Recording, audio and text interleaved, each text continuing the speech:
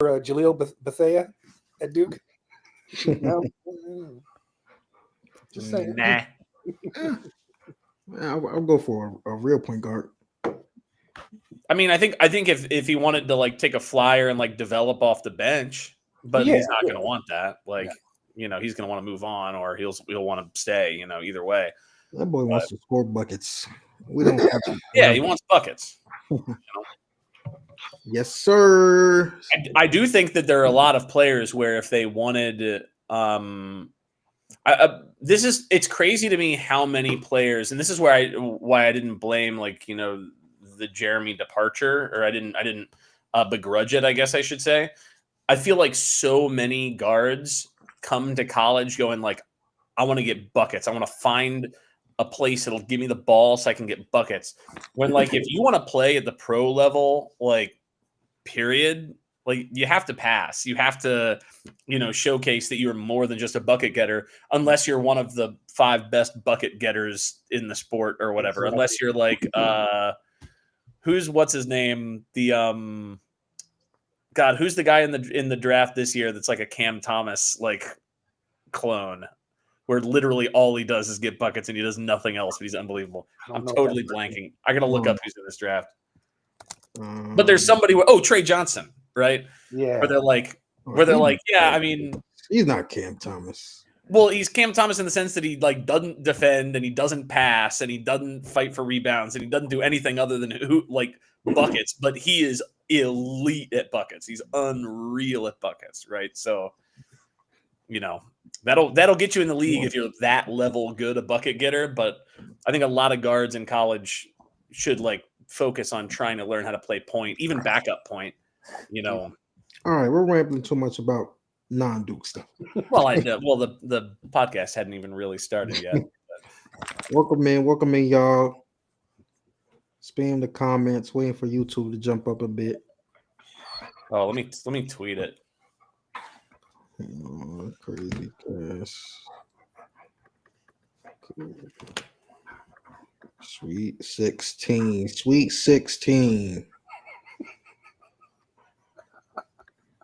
So good. So good. I don't even know if this is McCain.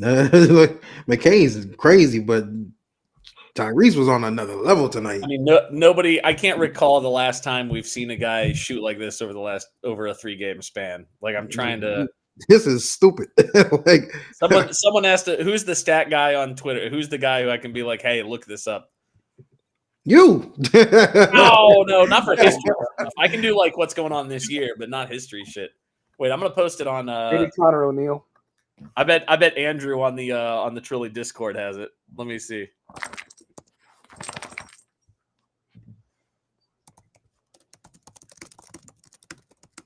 You get a chance, peep that link I just sent to a picture of Kenny Smith with Tyrese on top of him yelling, and he's just downtrodden.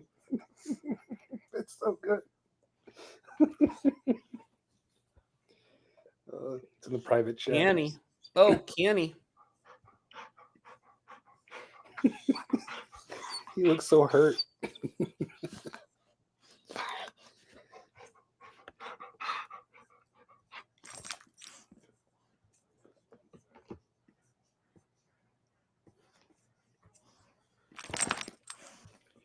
Yeah, I am on the Discord, Joey. I feel like I can't Discord though during a game. I do feel like I end up just like I don't tweet a lot during the game sometimes too, because I just end up standing in front of my TV and just like locked in, focused, pure dad mode, right? Standing 10 feet from the TV, hands in pockets, Did the intro play?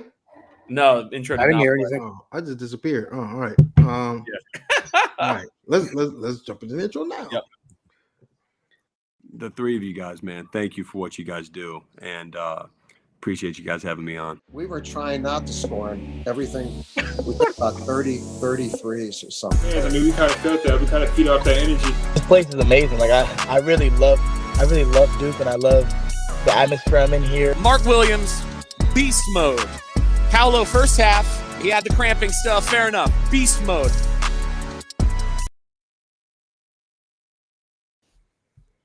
Hold on. We Theme gotta song goes hard. you gotta get the applause. Yeah. I gotta start doing that. That was not worth the wait. It was worth the wait. It was worth the wait. It's gonna be worth the wait for audio. Do it old school. Welcome back to the Crazy Cast, ladies and gentlemen. Duke is Sweet 16 bound. Sweet 16 bound at the expense of Baylor and Jeremy Roach, unfortunately, but it had to be done, my brother. You're in our path. We gotta run you over. I'm sorry. 23-point win. A little competitive, but in the first half, Duke pulls away, and it never got close again. This Duke team is special, man. They're special. But fellas, got Brian here, Russ with me. How y'all feeling? Brian, you start. I'm sending the tweet about come join the party. Yeah, feels good, man. I mean, obviously before every game, I'm a little, there's always that worry that old Duke's gonna come and blow a game that they should win, but they didn't, and they played well, and they never, even when the game was competitive in the first half, they never showed any signs of like we're worried. And that's one thing this team has done all year. They've just been very methodical about their approach. Even when things seem like they're falling apart, they just keep playing, keep doing the same thing over and over, and it works. And hell good win. Yeah, I got, for those of you who can't see, I got my Tyrese Proctor hoodie on. The official NIL merch, Tyrese Proctor hoodie. Yeah, let's go cop some merch, man, for your guy. What an unbelievable performance from him. I was, people who've been listening to the show for a long time know that I was incredibly hyped on Tyrese before he played a game for Duke. Just loved his tape, loved the tools, loved what he would bring to the table. I knew that he could shoot. We could see that he could shoot even as a freshman. They weren't falling the way that we needed them to consistently, but like you could tell it was there. And to just see a guy over these years putting in that work, getting to the point where he's not just a really good shooter, but like an utterly elite shooter who's getting really hot at exactly the right time, right when Duke needs, is so gratifying to see. It's just the most gratifying thing. At a time when, look, I love all of our one and dones. I love the guys who leave early. Anybody who comes to Duke, I'm a big fan of. But getting hyped on a guy's high school tape and watching him year after year get better and better, and then being able to deliver on the highest stage and playing on both ends, right? A really good defender, also not just a guy who's out there filling it up, a guy who does a little bit of everything out there and is an utterly elite shooter right when you need him. I mean, I can't recall the last time we saw a guy who's shot the ball from three over a 3-game span as well as Tyrese has, much less in an ACC title game and in 2 tournament games. I'm trying to figure out. I'm asking my stat guru guy. I'm like, hey, who's the last guy? We'll see if I can. Scheyer. I don't know if that's accurate though. Yeah, I saw somebody said Scheyer 2010, but that was Scheyer 2010 based on the broadcast. I think they were saying like the one game.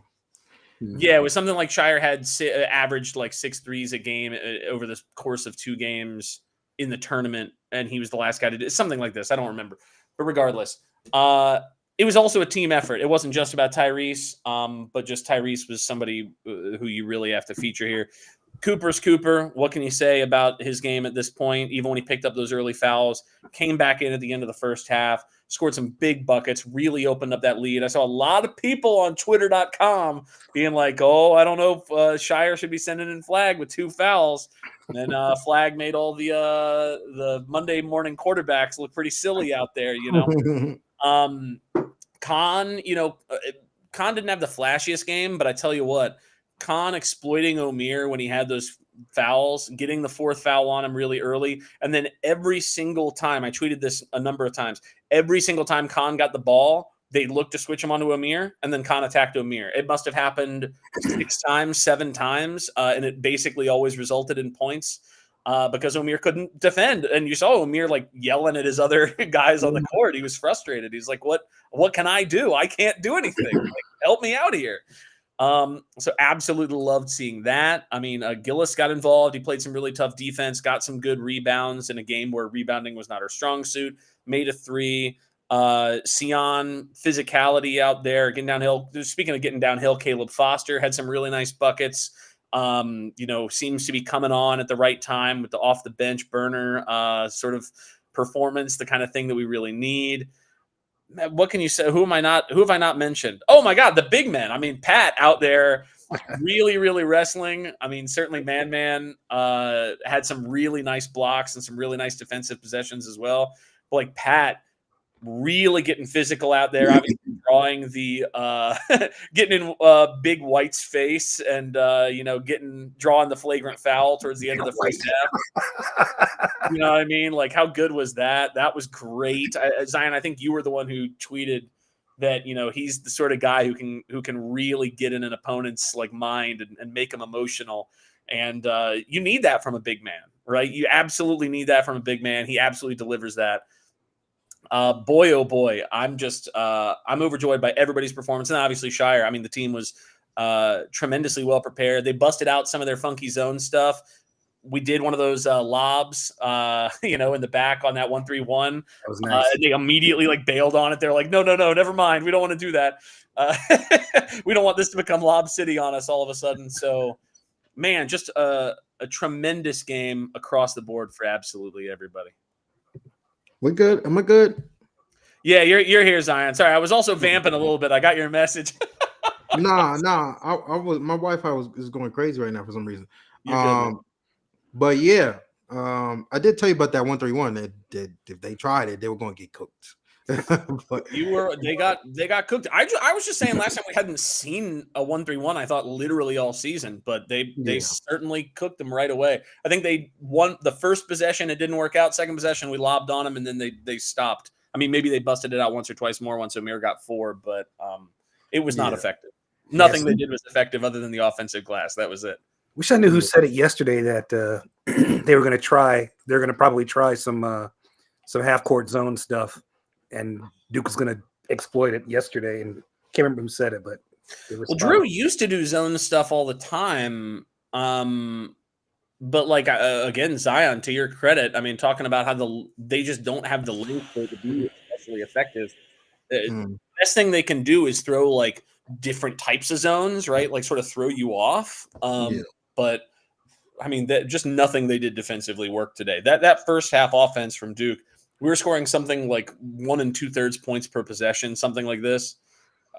Unreal performance from Duke today. Yeah. How do you give up 9 offensive rebounds and still lead the half by 17 points at the half? It's insane. How many offensive rebounds we gave up today? 18. 18 offense. Come on. We only had 3. We gave up 18 offensive rebounds. And most of them were in the I would wonder what the breakdown would be from first half to second half. Because it was a lot in the first half. They had like 8. I think it was 9-9. It was 9 in each half. Was it really? Wow. Because I'm pretty sure the first half we gave up 9. I'm almost positive about that. I knew they had 8 really early in the first. Like I think in the first 8 minutes of the first half, they had 8 offensive rebounds already. Like it was. And then we went on a run, like a 12 run. That I don't think it's a surprise that once Amir went off the court, their offensive rebounding went down for the most part. And then, correct. That's when the run. Some of those were really bad 3-pointers in the second half that were clanking off the front of the rim and bouncing out. But yeah. I mean, some of them were bad Karens, but a lot of them too were our bigs contesting, and no one else is crashing the glass. Yeah. For sure. Fix that. But just my recap on the game. I think definitely you touched on it well. Tyrese Proctor, the kid is fantastic, man. We've been saying it since the summer. Like this, we've been Russ. Obviously, we know Russ is a big Tyrese fan. I'm a big Tyrese fan, but it blows my mind. I brought back a tweet that said, "You sure you would rather have Roach over Proctor?" I'm not even trying to disrespect Jeremy Roach because great career, did a lot for us. But come on, bro. Like what Tyrese brings to the table just defensively, that's why I want it. And then adding his ability to shoot. He's shooting like Steph Curry tonight. Like we just got. I need the apologies. We need the apology form. I'll get it. I'll put it on Twitter. Apology form for some of y'all. Y'all got to fill that out. The same way the Derek Lively one we did a couple years ago. I'll get that to y'all soon. But dude, I got mad, Zion, when Cooper went for a 2. Like Cooper went for a layup. I was like, just keep letting Tyrese shoot threes, man. What are we doing? And they got Man a wide open layup, which he made. And I was like, why would you give Man a wide open layup? Make Tyrese shoot threes until he misses. Just like, yeah, I tweeted during the game. I tweeted during the game. Tyrese passed up a 3 to Sion. I was like, brother, I know Sion was butt naked wide open. He but was. Tyrese, shoot the ball. I don't care. Like, shoot the ball. Some of them were setbacks too. They weren't all catch and shoots. They were like off the bounce. They were little like one like pump fake, one dribble shoot. Like it was everything, man. Anyway, I'm sorry, Zion. Yeah, but not even to talk about Tyrese. I think one person we didn't mention, Patton Gungba, bro. That dude deserves some credit, man. That kid. That kid is not. He's not just a filler for Malik. This kid is an impact player. He brings a different dynamic that we haven't had. Like I tweeted during the game, like he was actually what we needed. Like we did not have an enforcer. We didn't have an instigator on our team. I saw someone try to say it was Malik. Malik is not really that player. Like Pat is going in the game. He's talking smack. He's doing little things. He's bumping, shoving to annoy people. Like he's doing that on purpose, and it's working every time. I think he's drawn at least three flagrants in the past week by now. Like that's an underrated quality that you need on championship teams. You need the agitator. You need someone who's going to get under people's skin that ultimately the opposing fan bases won't like. I don't think Pat has been on the scene enough for people to hate him, but if he was doing this day one, everyone would hate Patton Gungba. You just wait till next year. Just wait till next year. But nah, that kid, he's brought a lot, and I think even Kaman struggled early. Just I think one-on-one defense. Although no one really stopped O'Meara today, I thought Pat came in and did a good job. Especially boxing out at times. Like that kid is going to, if Duke ultimately does finish the job this year, Patton Gungba is going to be a big reason for it. I love that he's, this is like he's got goonish tendencies while also being skilled, right? Like exactly. I've said a lot, like you need a goon on a team. Like you've got to have goons on on a championship team. You got to have dudes who will just like lay out another guy or will, talk their smack, get in the other guy's head. Like you need that enforcer type of dude. And then to have that, but he can also like deliver a little baby hook every once in a while. He's a decent passer as well. His screens are brutally efficient. I mean, he's great. I'm more excited than anything else that we don't have to worry really about big man minutes in the portal next year. Like we've got our dudes. Like we just straight up got our big men. And that's incredibly exciting, given that I feel like that's not always the case. So, I mean, well, I think we still need another. But we need like a in case of emergency break glass type of dude. We're not out there like shopping for like a starter type. Like we've got our starter quality dudes. You figure Malik's gonna have to have surgery. I mean, yeah, they'll probably get a third. Yeah, I don't get me wrong. I agree that they're gonna look, but they're not gonna be looking at like. We're not going to be looking to spend the bulk of our NIL money on the big man. We're going to be looking at other places, right? And that frees up a lot for us, I think. Bring back Christian Reeves. Oh, God. Hey, why not? I can think of some reasons. It didn't cost much. You just said break glass in case of emergency. Nah, dude. No. I mean, God, I want him to break that glass. God bless him. He's going to have a bigger role at Clemson next year if he wants 2 guys returning to that team. So, maybe he can build something there. Yeah. I'm trying to pull up the Kenny Smith photo. Oh, it was pretty funny. I love it. There we go. He like somebody just shot his dog. Kenny's also mad because this is the first time he's had to watch Duke this year. This is the first time he's watched any college basketball all year, and he doesn't like how good Duke is. Like, my goodness. And obviously Carolina got that belt. Also, Russ didn't jinx it. Didn't jinx it. Carolina's out the tournament. Duke is the only ACC team, which I will continuously tell you I don't care. I don't rep the ACC. We don't rep the ACC. Big 12's out now too, right? Are they? I think they're out. No, or Arizona.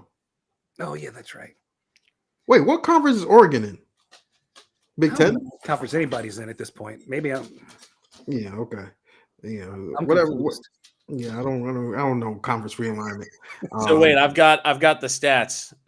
Shout out my guy Andrew in the Trilly Discord. You know, he said that, you know, in terms of minimum 23-point field goal attempts over a 3-game window ordered by 3-point percentage, the last guy who made that high a percentage on 3 straight games, Gary Trent, 2018.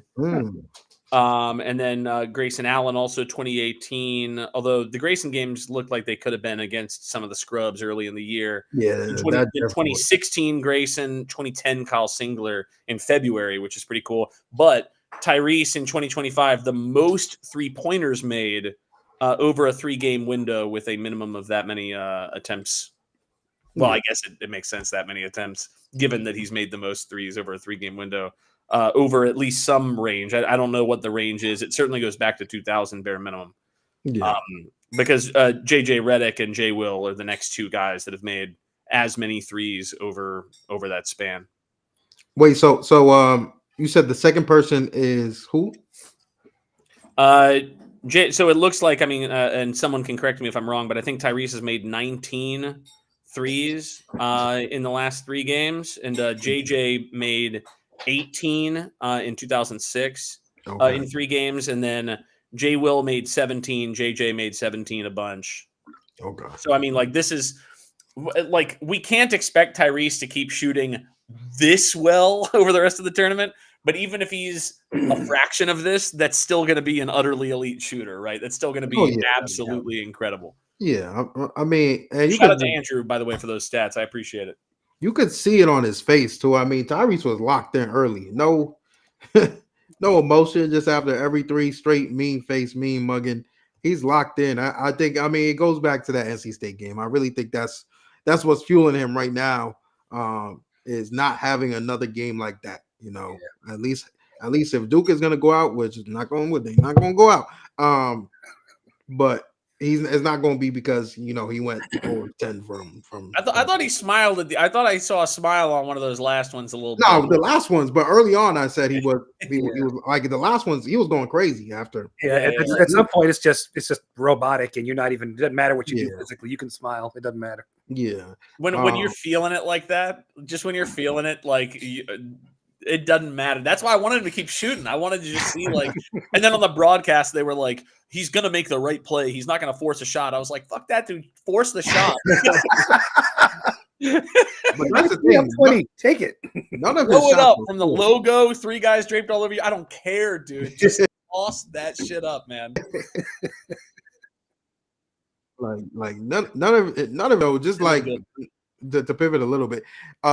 I was watching just a lot of people kind of preview this game and kind of say that Duke has never seen, you know, a backcourt so athletic before. Duke is, you know, blah, blah, blah. Basically trying to hype up the game that, you know, Baylor is a team that Duke has never seen before. Like to say they're going to struggle in some way. We just saw a 23-point blowout. Is there any matchup at this point that really puts fear into your heart besides the big dogs, the 1 seeds at this point? There's some good coaches out there, like Tommy Logan.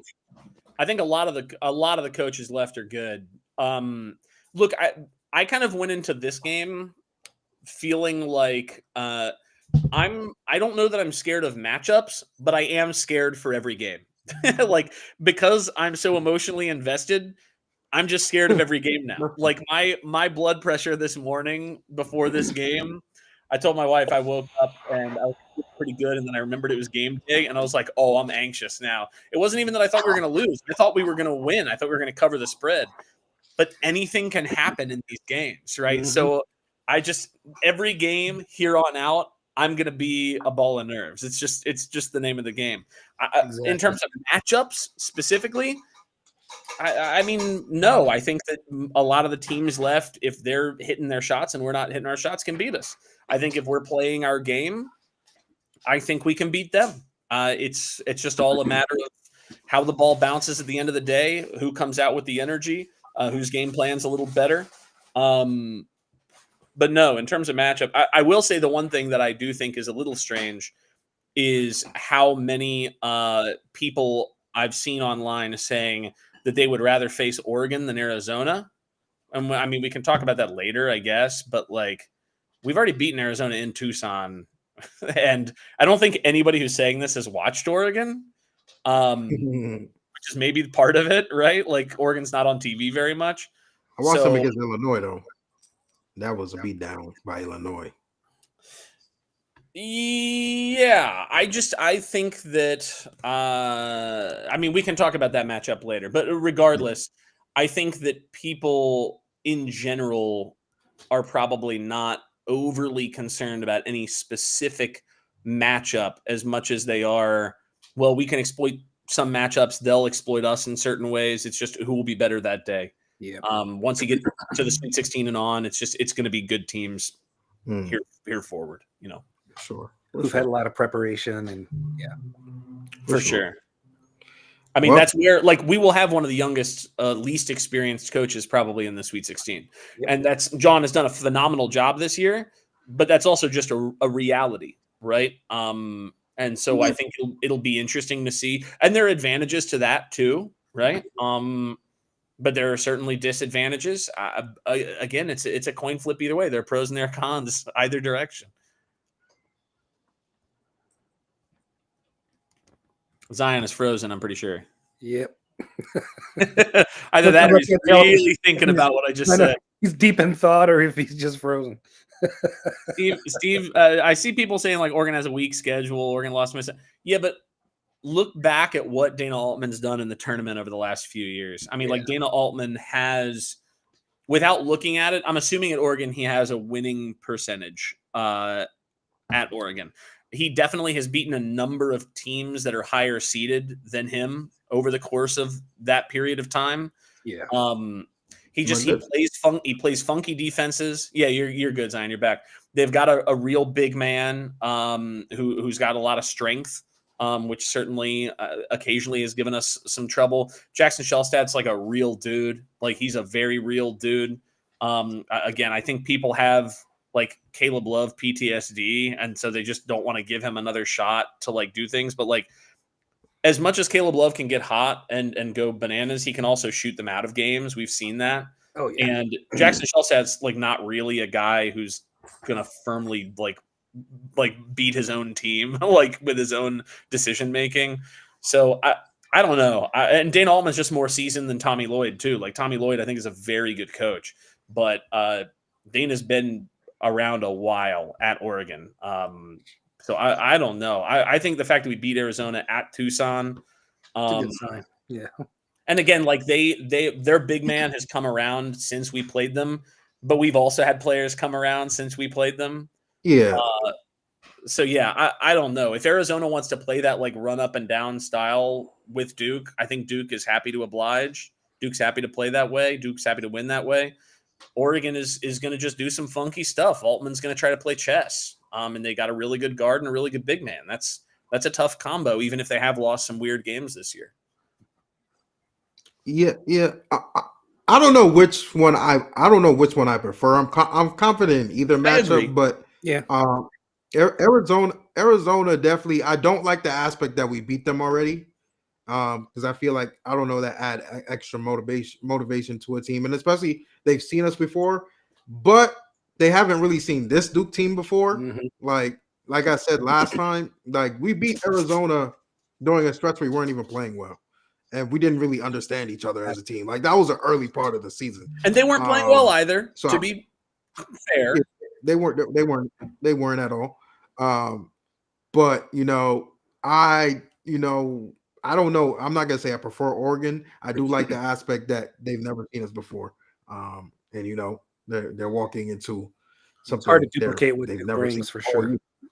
Yeah, like Arizona has been battle tested. They've played Houston. I think they played Houston twice at this point. No, they've had to. At least. Yeah, I mean, Oh yeah, because they played in the Big 12 tournament too. So They've been there. they've seen physical defense. They've seen physical teams. We won't put a shock into them, even though we're a different team than we were in December. But it would be sweet to eliminate Caleb Love.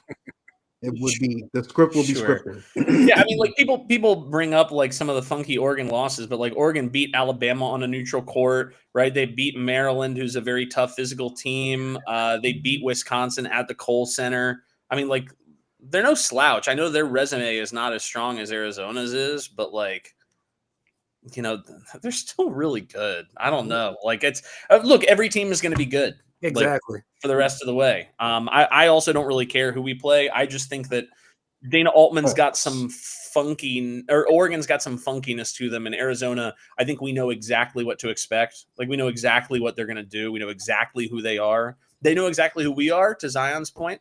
But I don't know. The devil we know versus the devil we don't, to some extent.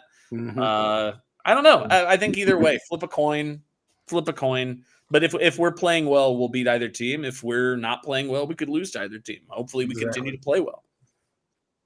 Yeah, but I'm not really worried about that. The matchup there, especially. I mean, I would say from a fan base perspective, especially playing in New Jersey, Arizona actually has a great crowd even on the East Coast. I remember their game. I think they played Jabari Parker a year. I was there in MSG. I think it was Aaron Gordon versus Jabari Parker. Their crowd was loud, and I was a little shocked. We lost that game too. So from a fan base perspective, I'd probably prefer Oregon and New Jersey because I'm not sure they can bring a crowd out like Duke can. But Arizona definitely. It's travel for both teams. I mean, like I brought up before, the like Altman's resume, at Oregon, made the Final Four as a 3 seed, made the Sweet 16 as a 12 seed, made the Sweet 16 as a 12 seed, made round 2 as an 11 seed, I two of his like losses to bigger seeds in 2014, 2015 were both to Frank Kaminsky's Wisconsin. I mean, like, I just feel like it takes a really good team and a really good game to outcoach Dana Altman with prep time in the tournament. Yeah, it's gonna be now tough. We've got that, but I don't know. I just know exactly what Tommy Lloyd is going to do. I know exactly what Arizona's going to do. They're going to run up and down. They're going to shoot a bunch. It's what they do. And then doesn't Oregon have a Duke legend, Brandon Angel? Oregon does have Duke legend Brandon Angel. Yeah. Duke legend Brandon Angel. Oh man. Yeah. Shell said they got Duke legend TJ Bamba. Oh yeah. We gotta show a lot of people what they've been missing at this point. Like, because VJ Edgecombe.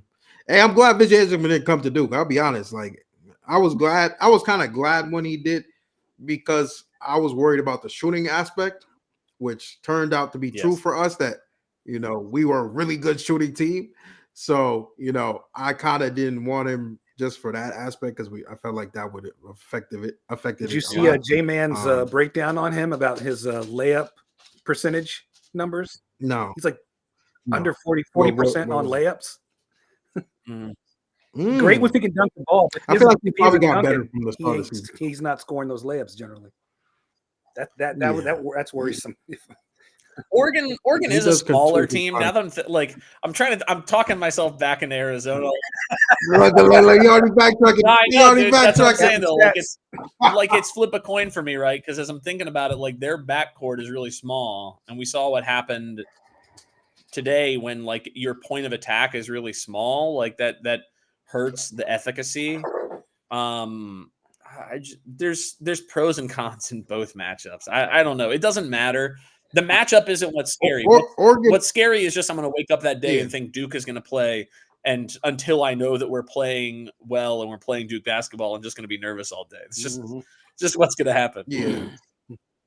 Oregon to me is the clear matchup. Like if we had to pick a matchup, I'm picking Oregon, but it doesn't matter. Give us whoever. I don't know. To me, No need to doesn't Arizona also has done the matter. weird thing where they've got like clearly better lineups with Carter Bryant and Visar, and then like Tommy Lloyd refuses to start them and like doesn't play them nearly as much. Like, so then there's like that's weird stuff going on. Like KJ Lewis also, he like doesn't really start KJ Lewis. Like that's weird to me. Like, so there's some weird vibes also in Arizona a little bit, which I kind of like. I don't know. If they bust out like Trey Townsend at the 4 against us, they're gonna get demolished. Like I don't know. We'll see, man. We'll see. It doesn't matter either way. See. I mean, they still gotta play. They still gotta play. We'll figure it out then. Happy to be there. That's right. A couple things going back to this game and just like Duke overall. Are we? I won't say we're worried. I'm not going to throw the word worried out there. Number one, it's two aspects of it. Two sides to a coin. Caleb Foster, he's been terrific. First 2 games in the tournament, he's really coming on, playing confident, shooting the ball well, scoring when he needs to, attacking. And then there's the flip side of it. Isaiah Evans struggling. Has pretty much struggled every game since Georgia Tech, was it? Yeah, Georgia Tech. Made a couple of threes against Louisville, but yeah, didn't play as much. Oh yeah, the first two threes, and then he kind of. But he played for a while. He played decent defense, right? He did. Yeah, I'm not worried about him. Yeah. Because what are your takeaways from those two? Go ahead, Russ. I have no takeaways. Play who's playing better. I mean, like if you think that, especially today, we needed guys who were going to like, especially once Omier got in foul trouble, we needed to get to the rim, right? Like Foster, say what you will about like his finishing problems at the rim throughout the course of the season. Generally speaking, he is better at getting to the rim than Isaiah Evans is at this point. Like just period. You know.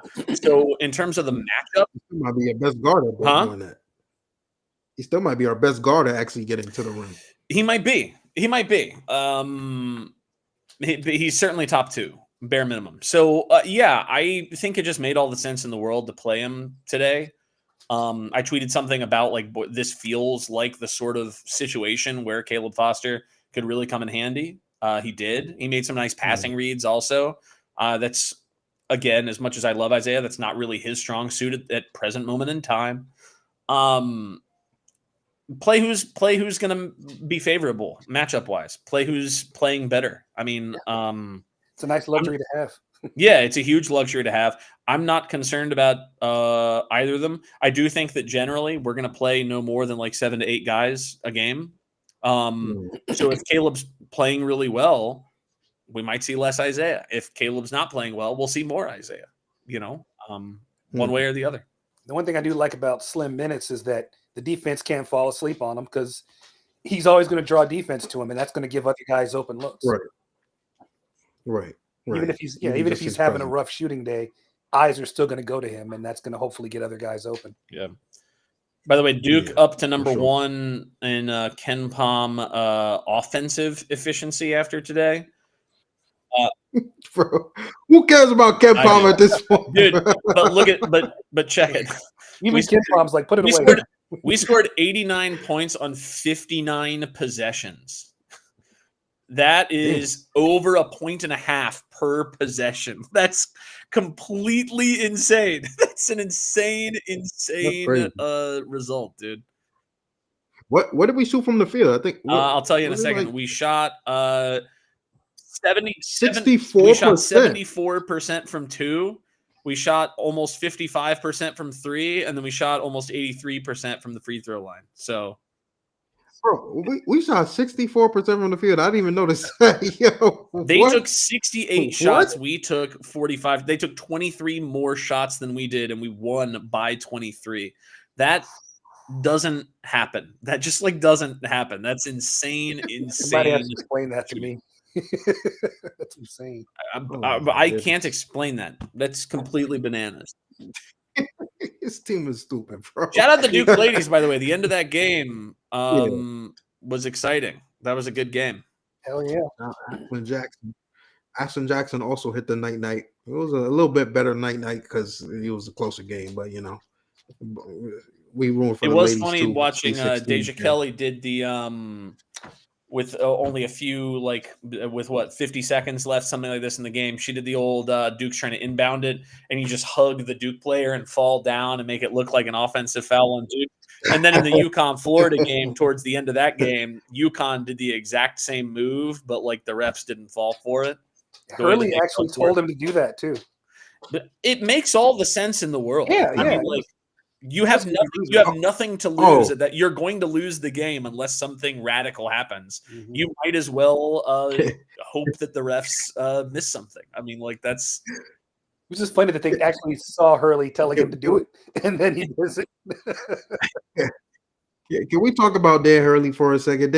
Dan Hurley thought Duke fans were going to root for UConn and Raleigh. No, I was waiting for him to go, and we're going to tell and hey, all UConn fans, you should also root for Duke. Like, he left that part out, right? Yeah, of course.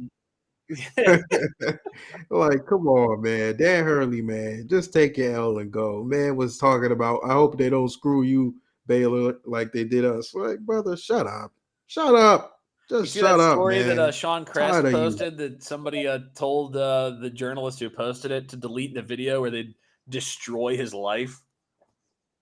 Did you see this? Oh, really? Wait, I'm gonna pull this up. Nah, this is real. I'm not making this up. Yeah, Sean Kress said, guy came up to the person sitting next to me on press row while the game was going in front of him. Are you so and so? Yes, you need to delete that video. That was a private conversation. The journalist said, no, it wasn't. And the guy pointed the finger in the journalist's chest and said, I am going to destroy your life. Wait, what? Who was the conversation?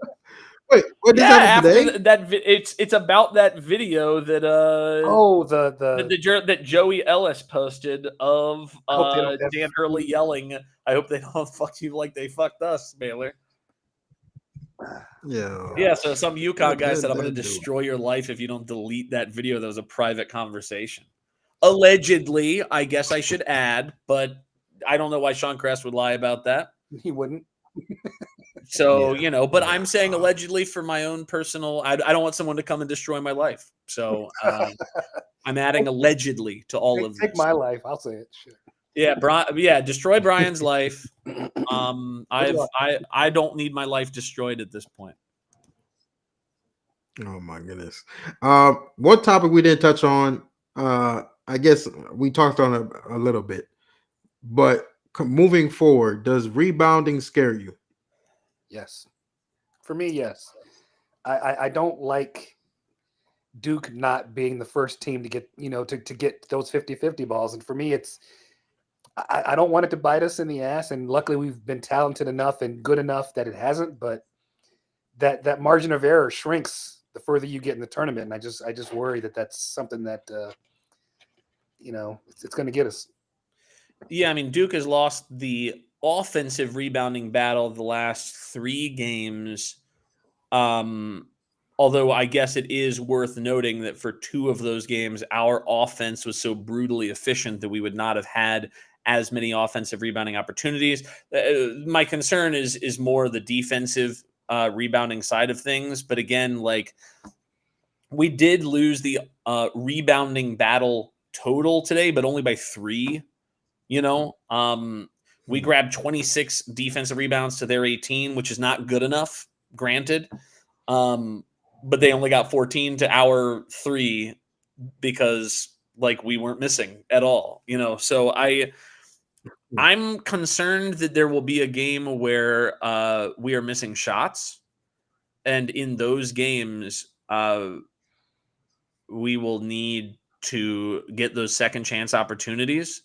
But also some of the situations where we clearly had an offensive rebound, like Mason Gillis had like 3 rebounds go off his like foot or his head today that like clearly were Duke rebounds that the ball just bounced funny and then went up. So like I'd say it's an issue, but not like concern. It's something that needs to be addressed, but not something that I am scared of at this moment in time. Yeah, I like it better when it goes out of bounds, and at least that way we can set our defense. But yeah, Sure. I mean, I don't think we gave up a whole lot of second chance points. I didn't see that stat, but Yeah, I mean, to the point of the matchup, the potential matchup that is coming later, Arizona is certainly an elite offensive rebounding team. Now, Duke out offensive rebounded them, if I recall correctly, in the game at McHale.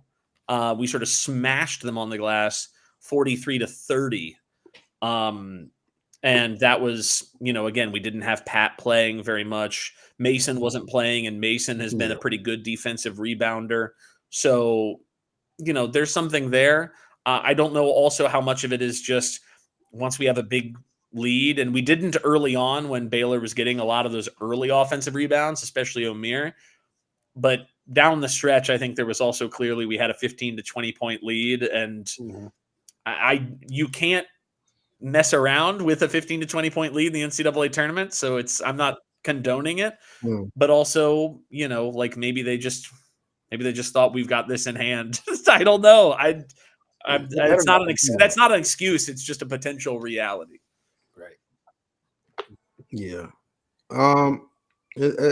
For Kyle, I don't know. We did not cover this. I don't know if Malik is coming back. I don't know.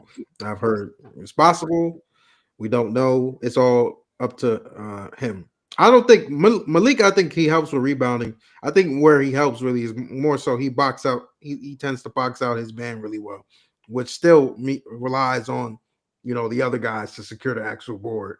But I wouldn't say he's just gonna fix that problem himself. I think it's more of a team and effort thing. And I think next week you'll probably see everybody. I also, for what it's worth, in the last 3 games in particular, these were games in which we were not playing teams with like real big men down low. We were playing these sort of small ball lineups. And so when we're playing against a team, like let's say we played Oregon or even Arizona, they're going to have a 7-footer inside. Like our guys are going to be inside. We're going to be crashing glass. Whereas these other teams are so spread out offensively.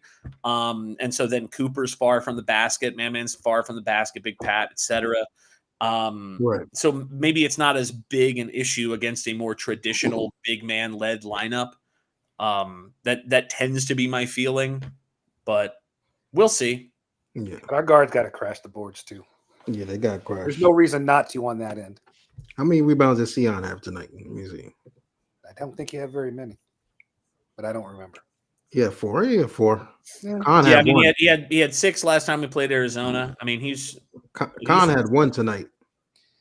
Considering how many times Robert Wright beat him, I would think Kon would be in better rebounding position than he was. Yeah. Yeah, I mean, it's hard for me to fault Kon tonight or even any of them, given just the sheer amount of like how much they were keeping our guards out of that space. And then when you've got Rob Wright or somebody going downhill, Roach, etc., Edgecombe, you're trying to disrupt that shot. You're hoping the big men are back there, but the big men might not be back there if Omier is not directly under the rim or Celestine is right under the rim. Right. I don't know. That's a good point. I coin flip in terms of worrying about it. I think Oregon or Arizona, I'm not overly concerned. Yeah. But yeah, I think Duke will. It's not an issue that we're incapable of fixing. We have the personnel. We've seen it before, so I don't think it's necessarily something I'm worried about. But I could see it being a thorn in our side for sure. It kept us from blowing, Baylor out earlier than we did. Exactly. Yeah. Like we should have been up maybe 7-8 when we were up 2, just because we couldn't secure a rebound. So yeah, but we're also capable of beating the best teams in the country without winning the offensive class. Without Auburn out rebounded us when we won that game. We've played some of the best teams we played. We did out rebound Kentucky, even though we lost to them. We out rebounded them by 1, so I guess that's not really a big win. But Arizona, we obviously smashed on the glass, and they're a very, very good rebounding team. It's there. We've got the potential there. It's just going to be team effort, like Brian said. Okay, hold on. We got something here. Hold on. Let me see. Might have to share this. Let's get Scheyer talking about getting emotional, talking about Tyrese Proctor. Tyrese.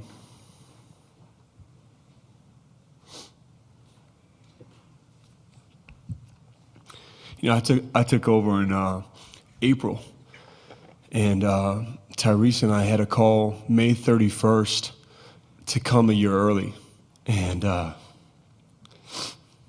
sorry.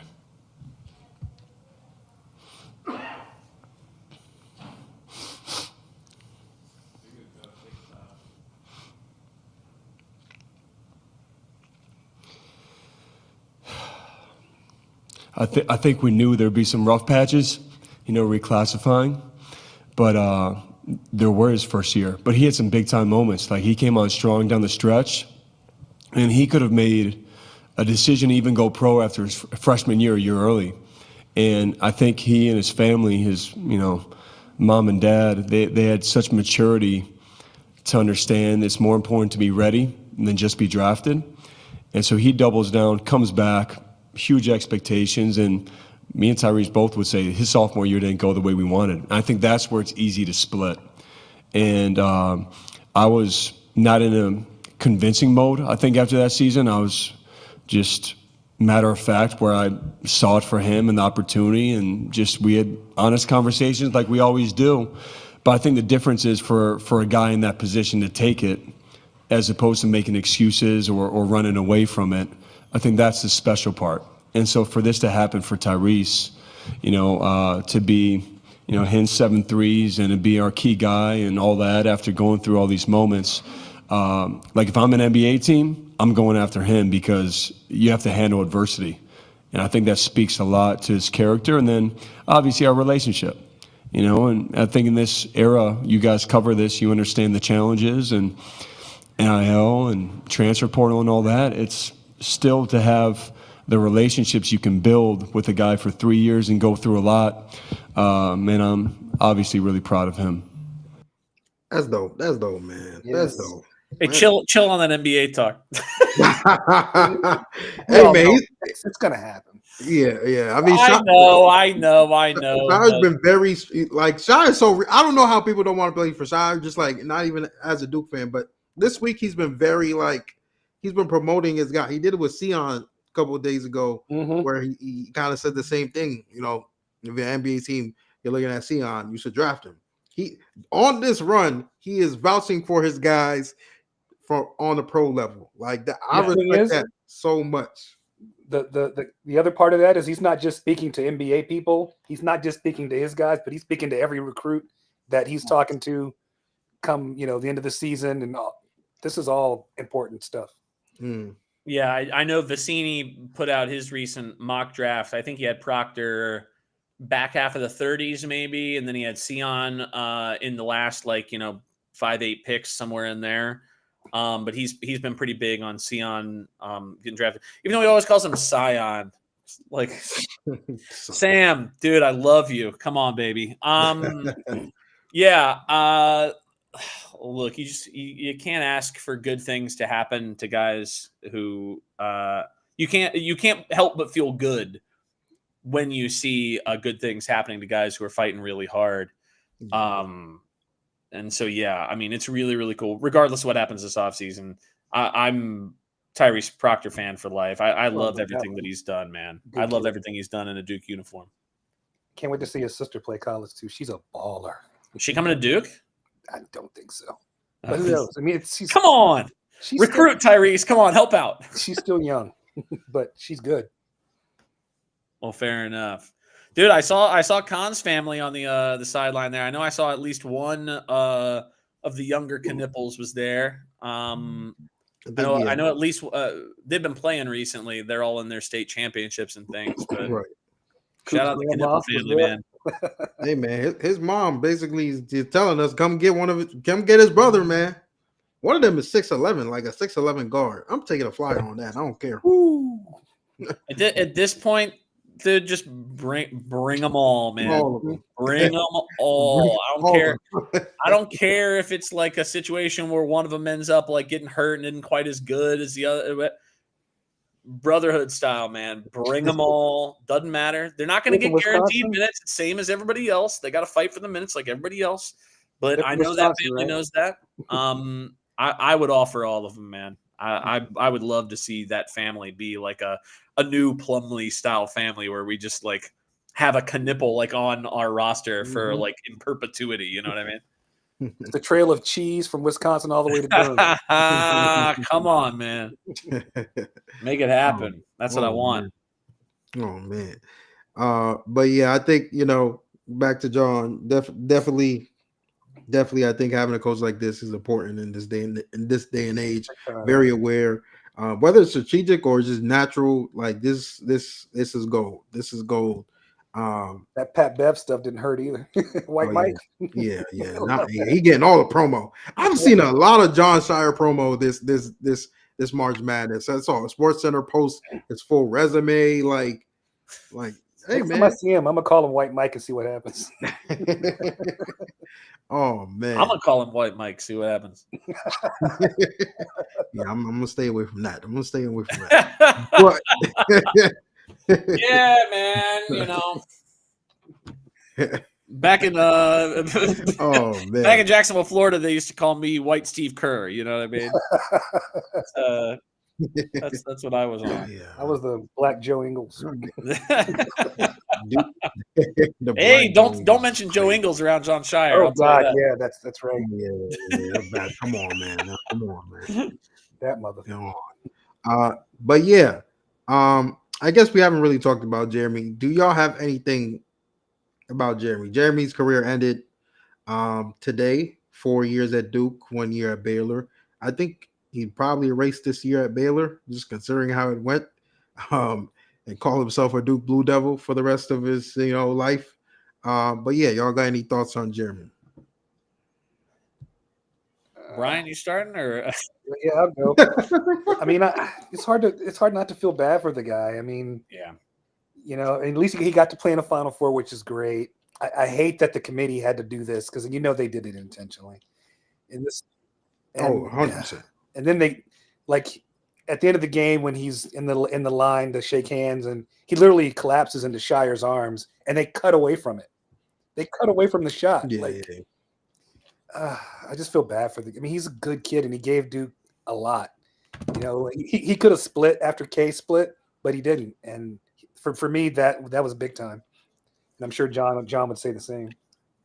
He's a classy dude. Yeah. He's repped the university well.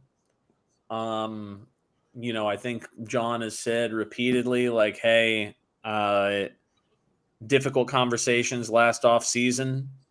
Jeremy wanted to try to find an opportunity to run the point. That wasn't going to happen at Duke. So I'm sure those conversations were not easy.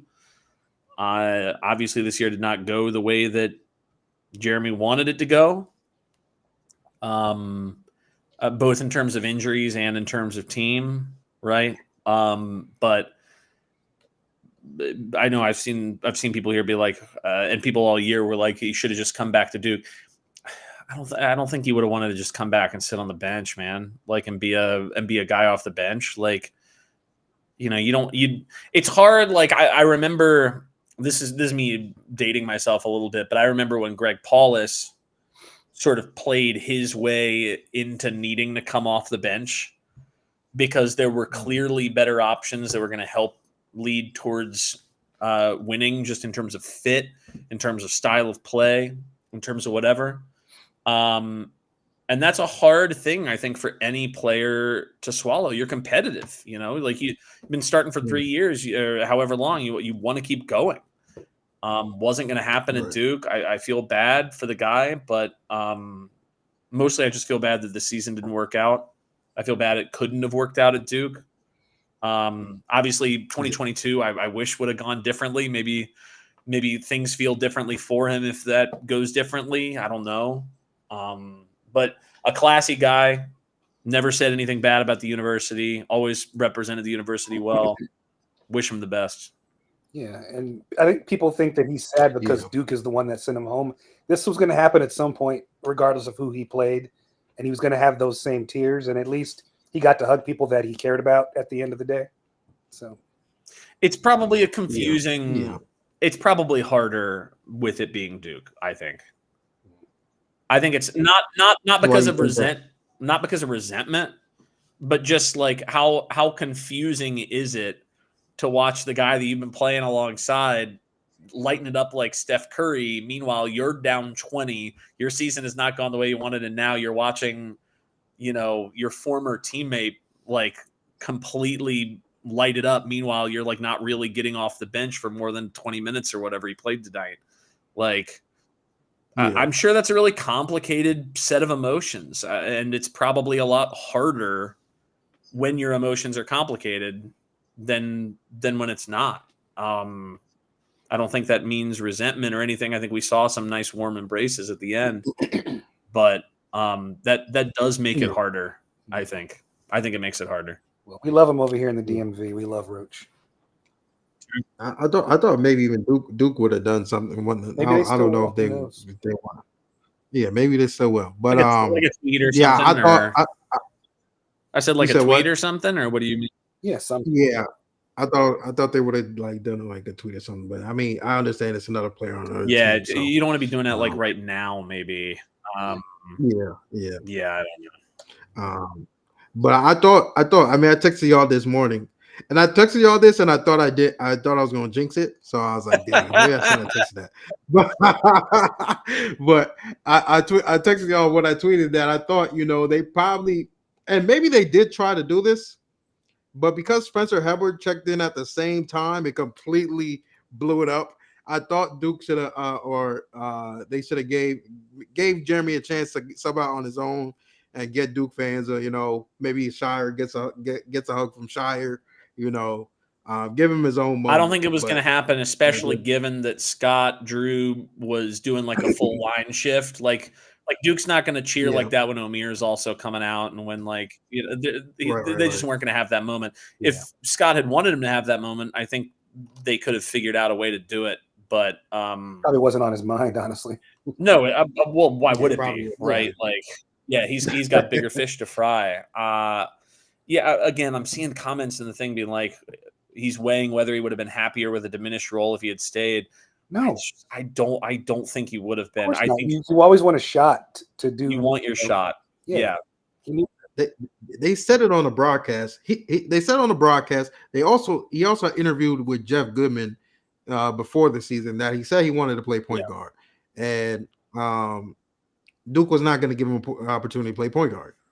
That's just what it was. They just weren't going to do that. Yeah, and especially not the way he wanted. It was. I think it was the Athletic article that said that John talked to Brad Stevens about the principle of length, and that Brad Stevens told John, like length over everything, right? Like you can't replace length. Like there's nothing that substitutes for it. So, once John clearly made it apparent this offseason that was on his mind, I mean, it's got to be really, really hard. You can't just go half-ass into a fundamental principle like that, So, you're not going to have a guy who's been ostensibly a combo guard for the bulk of his career play the point guard when you're also trying to go all in on length, and he's like 6 foot 170 or whatever. Yep. So, yeah. And I'm sure Jeremy understood. But he understood that. It's a business. Heck of a career. Yeah, it's a business at this point for sure. Yeah. Heck of a career though. 5 years. Did your thing. You had great moments at Duke. People will remember you as a Blue Devil. So, kudos to you. People still they got a question for you. People still to this day are like all in on the Jeremy would have, like, I know you posted something about like in the offseason people have been like, we should have kept Jeremy over whomever else, right? People to this day remember like the big shots and the big moments more than anything else in Jeremy's career. So like he will always have a warm spot in Duke fans' hearts for those big shots and those big moments. Hell yeah. For sure. You don't get to that Final Four without him. Yeah. Russ, this is a question for you. I mean, we can root for St. Mary's. I don't think it's going to work out. St. Mary's is the ultimate slow the game down to like a Virginia style crawl, and Alabama obviously plays the fastest tempo in the country, right? St. Mary's might play the slowest tempo in the country. Let me look at that real quick. St. Mary's is the 5th slowest tempo in the country versus the fastest tempo in the country.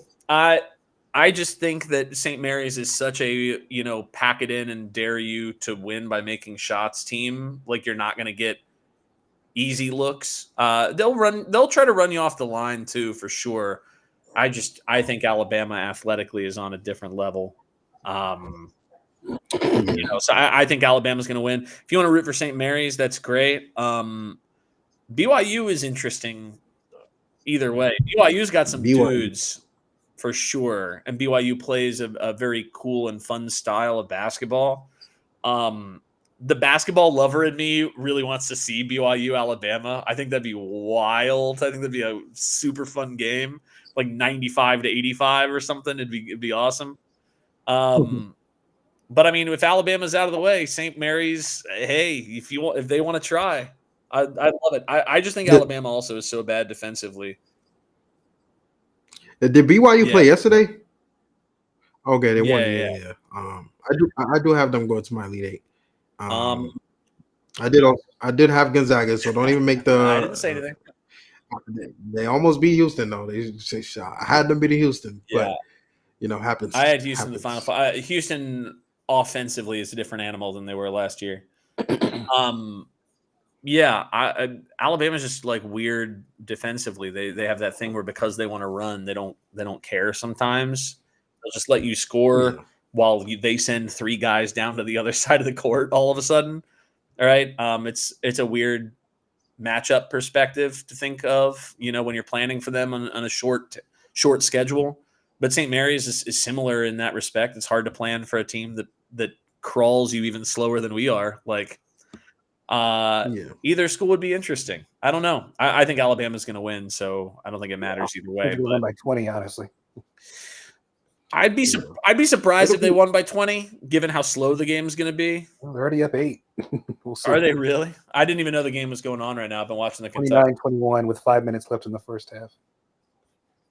But what's the score? 29-21? 29-21. 5 minutes left. I mean, they're playing it at St. Mary's tempo. Then, if Alabama only has 29 points in 25 minutes, I mean or in 15 minutes, I should say. Yeah, I don't think. I mean, this tournament is looking very chalky. Yeah, it's good for future rounds. It'll make for more interesting basketball, but I think it's really hard with St. Mary's in the same way that it's hard for Virginia, right? Like everything has to go your way when you're a team that tries to slow things down. If you're really talented, in theory, you want to play more possessions, right? Because if you play more possessions, then the mean is gonna favor you more frequently, unless in Duke's case, Duke certainly feels like they have far more advantage in a half court setting than they do trying to sprint in transition. So that's why Duke. That's why I think John is more comfortable slowing it down. But like in general, I understand why teams like Alabama or Arizona or UNC in seasons when they're good want to run up and down. I get it. Yeah, but we'll see. We'll see who matches up in Jersey, Newark. Hopefully, I'll be there. I'm sure tonight, so we'll see. Wait, what? Well, we got to talk off mic about this. What? We'll talk off mic about this. All right. Because my brother lives in Jersey, man. I've been thinking about it. Your brother lives in Jersey? Yeah. I've been thinking about it. Let me know. But yeah, we'll see who we match up tonight. Oregon or Arizona play later today. Enjoy this one, Duke fans. Good first weekend. Can't ask for a better 2-game You stretch. cannot ask for a better 2-game stretch. Yeah. Now we got to one at a time, but we are 2 away. Two. Where is it? San Antonio? Yep. Is that where it is? Final Four, yeah. Final Four? Yeah, Newark, then San 2 wins Antonio away if we from can San get Antonio. past the next 2 rounds. Absolutely. 2 wins away. We're taking 1 game at a time, but we're 2 wins sir. away. So, come on. Yeah, 3. Whatever. But yeah, we'll see y'all next week. And yeah, we'll see if the game is Thursday or Friday. Hopefully it's Friday.